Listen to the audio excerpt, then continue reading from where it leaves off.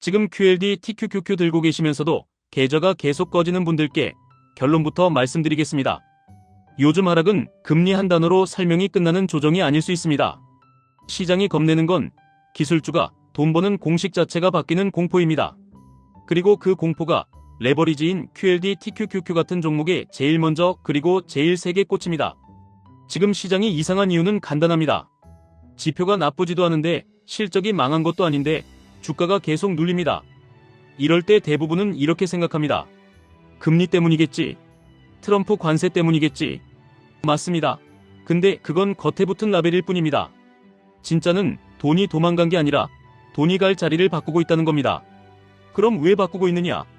지금까지 기술주는 이런 공식으로 먹고 살았습니다. 사람을 늘리면 매출이 늘고 구독을 늘리면 이익이 늘고 그걸 근거로 밸류에이션이 커졌습니다.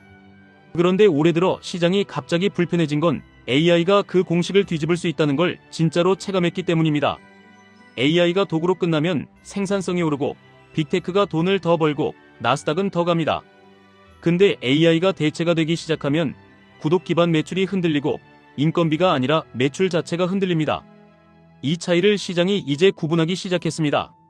여기서부터가 핵심입니다. QLD TQQQ는 그냥 나스닥을 사는 게 아닙니다. 나스닥의 감정과 기대와 공포를 2배, 3배로 사는 겁니다. 그래서 실적이 좋아도 전망이 좋아도 시장이 한번 겁먹으면 좋은 뉴스가 오히려 악재처럼 작동합니다. 왜냐하면 좋은 뉴스가 나오면 금리를 더 못 내릴 것 같고 좋은 뉴스가 나오면 관세 비용이 더 티가 나고 좋은 뉴스가 나오면 AI 투자 비용이 더 늘어날 것 같다고 해석해버리거든요. 이게 요즘 장이 꼬인 진짜 이유입니다. 첫째로 연준 리더십 자체에 대한 불확실성이 커질 때 시장은 생각보다 민감합니다. 사람들은 금리 인하만 기다리는 게 아닙니다. 시장이 무서워질 때 누가 받쳐주느냐? 그 믿음을 봅니다. 그 믿음이 흔들리는 순간 성장주는 제일 먼저 팔립니다. 특히 레버리지로 들고 있으면 버티는 사람이 줄어듭니다. 버티는 사람이 줄어들면 작은 흔들림도 큰 하락으로 번집니다.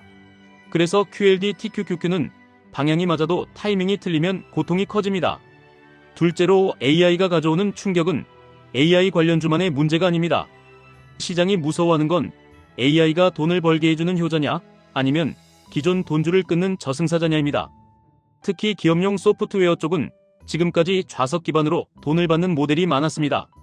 직원 1명, 계정 하나, 그게 매출이었습니다. 근데 AI 에이전트가 직원 여러 명 몫을 해버리기 시작하면 기업은 계정을 늘릴 이유가 줄어듭니다. 소프트웨어 사용은 늘어나는데 돈 내는 기준이 줄어드는 역설이 나옵니다. 이 공포가 한번 퍼지면 소프트웨어만 무너지는 게 아니라 거기에 돈을 빌려준 금융까지 같이 흔들립니다. 시장이 갑자기 금융주까지 같이 때리는 날이 생기는 이유가 여기 있습니다. 셋째로 관세는 말폭탄이 아니라 비용입니다. 비용은 곧 마진이고 마진은 곧 주가입니다. 관세가 올라가면 기업은 두 가지 중 하나를 합니다. 가격을 올리거나 이익을 줄이거나 둘 다 주식시장에는 별로입니다. 더 무서운 건 관세가 물가로 번지면 연준이 금리를 마음 놓고 내리기 어려워진다는 점입니다. 경기는 애매한데 물가가 버티면 시장이 제일 싫어하는 조합이 됩니다. 넷째로 지정학은 항상 갑자기 시장을 가격 재평가로 몰아갑니다. 중동 이슈, 해협 이슈, 육아 이슈 이런 게 나오면 기술주는 한 번 더 눌립니다.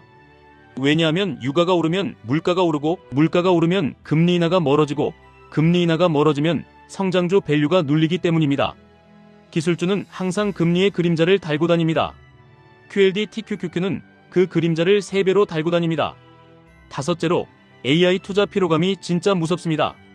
지난 2년 동안 시장은 AI라는 단어만 붙으면 용서해줬습니다. 근데 이제는 질문이 바뀌었습니다. 그래서 언제 돈이 되느냐?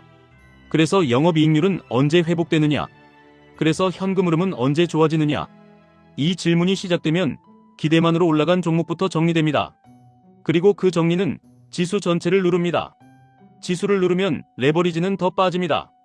여기까지 들으면 이런 생각 드실 겁니다. 그러면 미국 주식 끝난 건가요? QLD TQQQ 이제 하면 안 되나요? 아닙니다.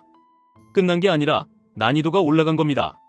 예전에는 그냥 좋은 기업을 사두면 시장이 다 같이 끌어올려주는 구간이 있었습니다. 지금은 같은 시장 안에서 승자와 희생자를 골라내는 구간으로 넘어가고 있습니다. 그래서 지수는 답답해 보이는데 시장 안쪽에서는 오르는 것들이 생깁니다. 돈이 증발한 게 아니라 돈의 방향이 바뀐 겁니다. 그러면 QLD TQQQ 투자자는 지금 뭘 해야 하느냐? 정답은 하나입니다. 지금부터는 매수와 버티기를 감정으로 하면 안 됩니다. 구조로 해야 합니다. 첫 번째, 기준 차트를 바꾸셔야 합니다. QLD TQQQ 차트만 보시면 감정이 무너집니다. 나스닥의 본주, 즉 QQQ의 추세를 기준으로 보셔야 합니다. 추세가 무너지면 레버리지는 더 크게 무너집니다. 추세가 회복되면 레버리지는 더 크게 회복됩니다. 그러니까 체크는 QQQ로, 실행은 QLD TQQQ로 하셔야 합니다. 두 번째, 매수는 한 방이 아니라 구간이어야 합니다. 하락장에서 레버리지 한 방 매수는 거의 대부분 자존심 싸움으로 끝납니다. 구간을 정해두셔야 합니다. 예를 들어 본주가 주요 이동평균 아래로 내려오면 1차, 추가 하락이 오면 2차, 변동성이 커지는 날에 3차, 이런 식으로 본인이 견딜 수 있는 최대 손실 구간을 먼저 정하고 들어가셔야 합니다. 그래야 손절을 안 하더라도 계좌가 죽지 않습니다. 세 번째, 현금을 죄악시하면 하락장에서 끝까지 털립니다. 레버리지는 현금이 무기입니다. 현금이 없으면 하락장에서 선택권이 사라집니다. 선택권이 사라지면 시장이 아니라 내 멘탈이 먼저 무너집니다. 그래서 저는 레버리지 할수록 현금을 남기는 비율이 중요하다고 봅니다. 현금이 남아있으면 하락이 기회가 됩니다. 현금이 없으면 하락이 공포가 됩니다. 네 번째, 지금은 모든 기술주가 같은 기술주가 아닙니다. AI로 직접 돈을 버는 구조인지 AI 때문에 돈줄이 흔들리는 구조인지 이걸 보셔야 합니다.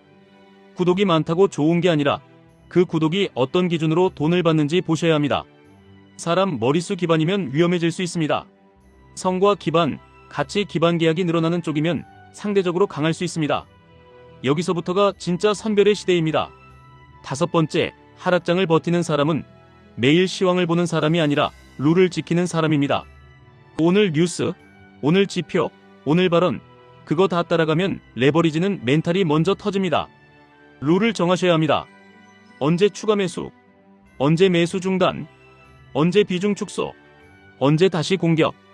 이 룰이 없으면 QLD TQQQ는 실력보다 감정으로 결정됩니다. 여기서 하나 더 말씀드리겠습니다. 사람들이 레버리지에서 가장 크게 망하는 포인트가 있습니다. 바닥에서 망하는 게 아닙니다. 반등에서 망합니다. 반등이 나오면 드디어 바닥이다 하면서 욕심이 커집니다. 그래서 1차, 2차, 3차가 아니라 마지막에 올인합니다.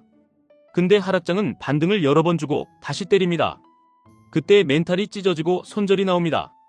그리고 진짜 상승이 시작될 때 계좌가 없습니다. 이 패턴을 끊으셔야 합니다.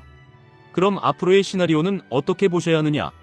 저는 확률 게임으로 보셔야 한다고 생각합니다.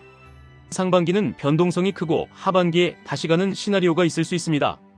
정책이든 금리든 관세든 시장이 한 번씩 흔들고 기업들이 적응하고 결국 살아남는 기업이 실적으로 증명하는 구간이 올 수 있습니다.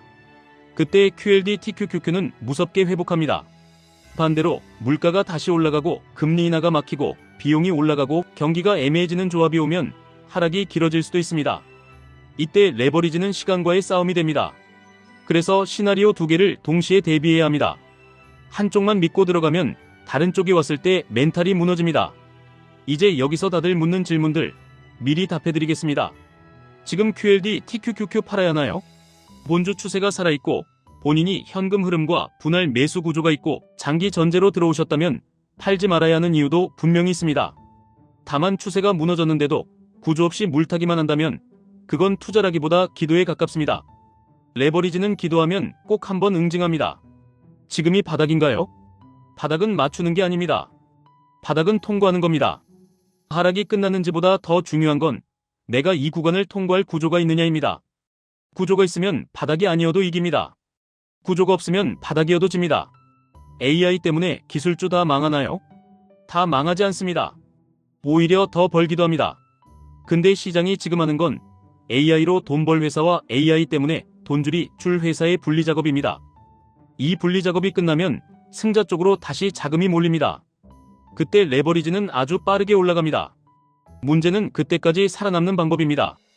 관세 이슈는 어떻게 봐야 하나요? 관세는 결국 기업의 비용과 소비자의 가격으로 이어집니다. 그 흐름이 물가 지표에 찍히기 시작하면 시장이 민감해집니다. 그래서 관세는 말보다 기업들의 투입 비용, 가격 전가, 마진 변화, 이걸로 확인하셔야 합니다. 뉴스가 아니라 장부가 답입니다. 금이랑 비트코인은 피난처인가요? 피난처는 자산의 이름이 아니라 시장이 그 자산을 어떻게 쓰느냐에 달렸습니다. 공포장에서 어떤 날은 금이 버티고 어떤 날은 달러가 버티고 어떤 날은 단기채가 버팁니다. 비트코인은 피난처처럼 움직일 때도 있고 기술주처럼 흔들릴 때도 있습니다. 그래서 하나만 믿으면 위험합니다. 포트폴리오의 역할로 보셔야 합니다. 그럼 지금 뭘 사야 하나요? 저는 이런 질문이 나올 때마다 이렇게 바꿔드리고 싶습니다. 지금 어떤 회사가 현금을 벌고 있나요? 지금 어떤 회사가 비용을 통제할 수 있나요? 지금 어떤 회사가 AI로 매출 단가를 올릴 수 있나요? 지금 어떤 회사가 정책 수혜를 받을 수 있나요? 이 질문에 답이 되는 쪽으로 가면 지수가 흔들려도 살아남습니다. 그리고 지수가 다시 힘을 받을 때 그 위에 레버리지를 얹으면 됩니다. 순서가 반대면 레버리지가 먼저 계좌를 부숩니다. 마지막으로 진짜 중요한 한 문장만 드리겠습니다. 지금 시장은 미국 주식이 망해서 떨어지는 게 아니라 미국 주식 안에서도 죽을 놈과 살 놈을 나누는 과정에서 떨어지는 겁니다. 이 과정이 끝나면 다시 올라갈 재료는 여전히 많습니다. 다만 그때까지 레버리지 투자자는 구조로 버텨야 합니다. 감정으로 버티면 시장이 아니라 내가 먼저 끝납니다.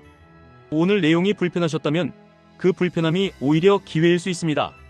불편하다는 건 내가 아직 구조를 못 만들었다는 신호일 수 있으니까요. 지금 룰을 만드십시오. 본주로 추세를 보십시오. 분할로 들어가십시오.